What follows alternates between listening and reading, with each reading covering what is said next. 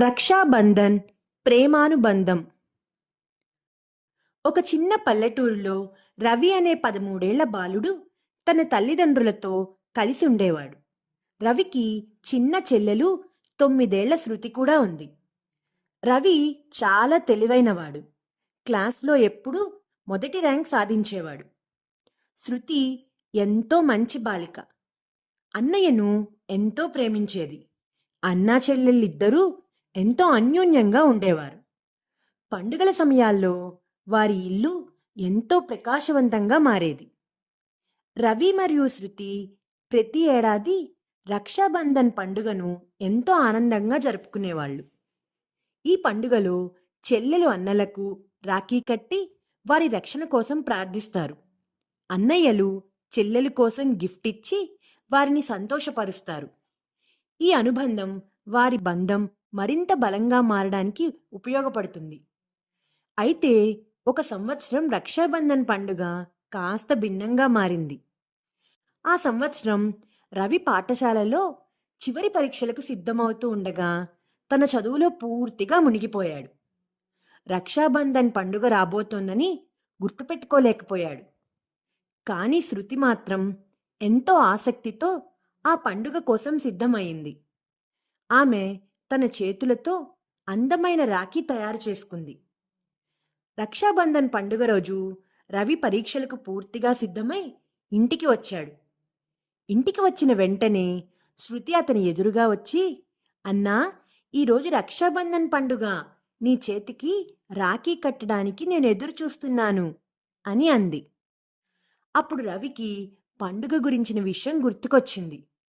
శృతి అతని కోసం రాఖీ తయారు చేసి ఎంత ఆనందంగా ఎదురుచూస్తోందో చూసి రవి తన చేతులతో ఏదీ తేలేకపోవటంతో కొంచెం బాధపడ్డాడు.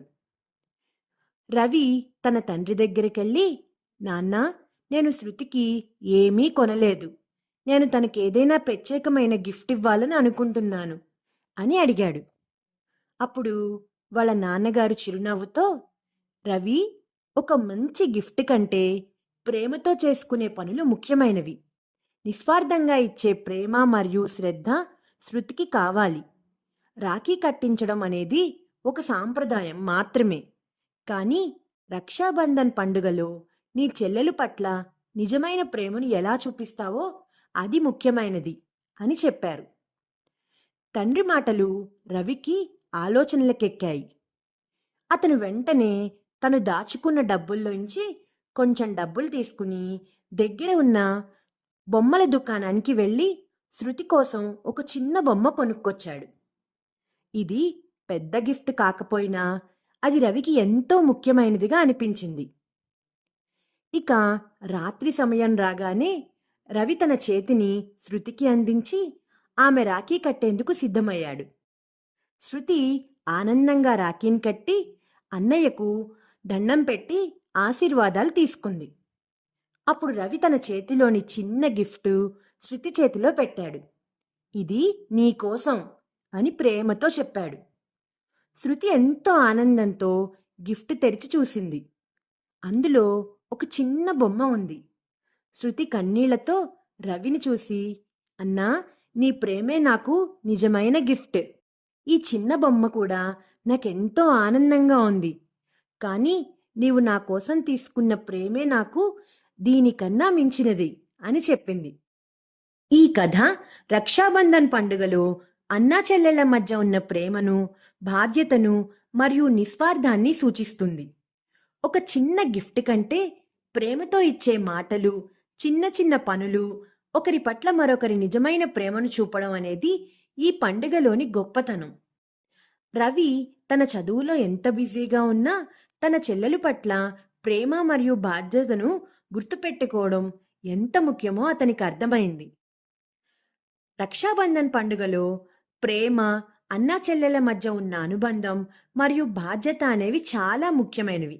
రాఖీ కట్టడం మరియు గిఫ్ట్ ఇవ్వడం ఒక సాంప్రదాయమే, కానీ ప్రేమతో ఒకరికొకరికి ఇచ్చే విలువలు మరియు బాధ్యతలు నిజమైన సంతోషాన్ని ఇచ్చే వాటిగా గుర్తించాలి.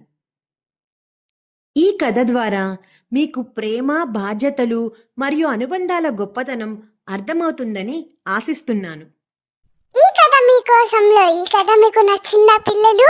నచ్చినట్లయితే లైక్ చేయండి, షేర్ చేయండి, కామెంట్ చేయండి, ఇంకా సబ్స్క్రైబ్ కూడా చేసుకోండి. గంట కొట్టని వాళ్ళు కూడా గంట కూడా కొట్టండి.